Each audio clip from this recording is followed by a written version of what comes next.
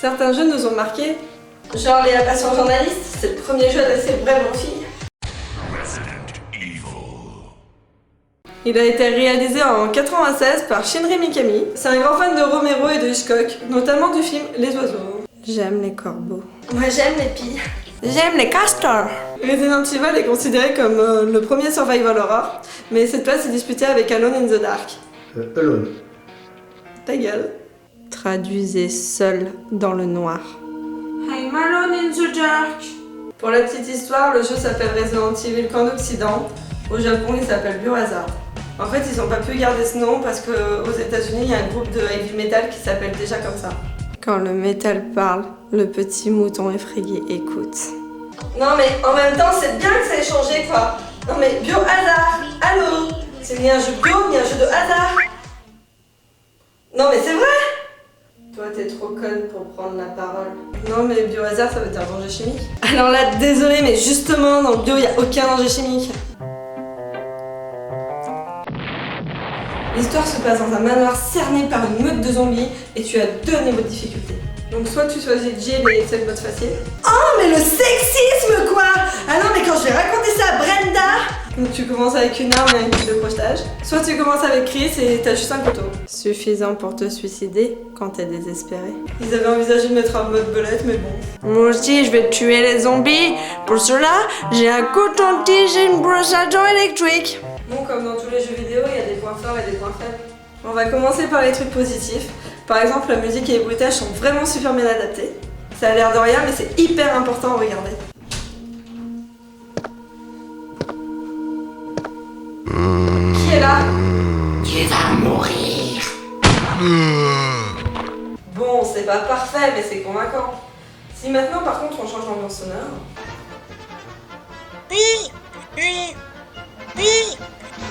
Qui est là? Bonjour monsieur, je suis le Père Noël, alors qu'est-ce qui te passe? Mathieu, je décède. Sinon, il y a l'animation des portes et des escaliers qui est vraiment géniale.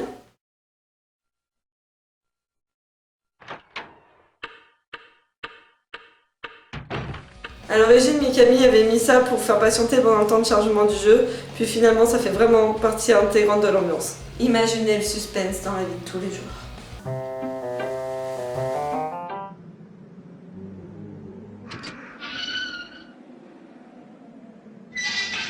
Le bestiaire est également excellent. Les zombies, les chimères, Cerberus, les corbeaux, les hunters, le tyran, tous mes animaux de compagnie préférés. Oh non non non, ça fait trop peur. D'ailleurs, le scénario se développe grâce à des notes trouvées dans le manoir.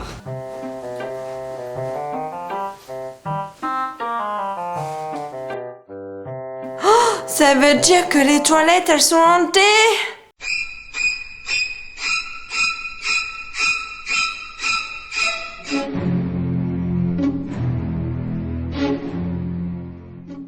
Le jeu est également assez long, on peut compter une dizaine d'heures par personnage.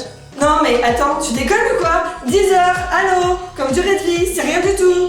Non mais déjà que l'être humain peut vivre jusqu'à 80 ans, alors que les tortues elles peuvent vivre jusqu'à 1000 ans. Non mais pourquoi la musique s'arrête quand je parle? Les dispositions des caméras sont quand même vachement gérées et c'est super important parce que sinon ça laisse un peu perplexe quoi. Bon, ce jeu a quand même quelques points faibles, par exemple l'intro qui est un peu nul à chier. Non, faut pas exagérer, on va dire qu'elle a mal vieilli quoi.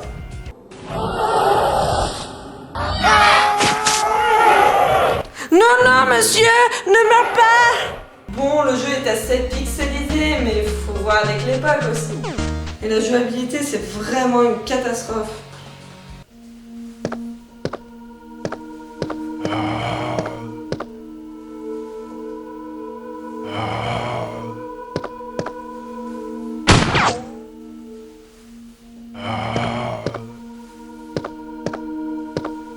Le gameplay est aussi vraiment difficile, on est souvent à court de ruban et de munitions. Donc tu te démerdes pour finir les zombies sans arme à feu. Les zombies vont regretter d'être en vie. D'être morts. Les zombies vont regretter d'être morts vivants. Oh non, non, je sais pas du tout ce que je dois dire. Et donc le jeu a eu beaucoup de suites, notamment Resident Evil 2 qui est sorti en 1998. Donc c'est une nouvelle équipe, donc un nouveau réalisateur. Parce qu'en fait l'ancien, il s'est fait virer quoi. Non, on l'a autorisé à superviser plus ou moins quelques trucs. Enfin ouais, on prenait plus de décisions donc c'est pareil. Mikami a été Mikao. Ouais, enfin la pub a été quand même réalisée par Romero, hein. Romero, vous êtes mon maître.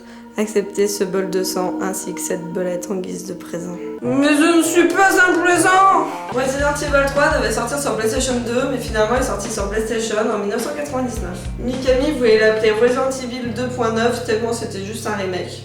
C'est comme iPad 4, c'est le copier-coller du 3. Oh putain, c'est bon, allez vous faire foutre. En fait, le jeu a été fait juste pour faire patienter les joueurs avant Code Veronica. Oh, c'est de la manipulation, de la vilainie. Ce n'est pas bien du tout.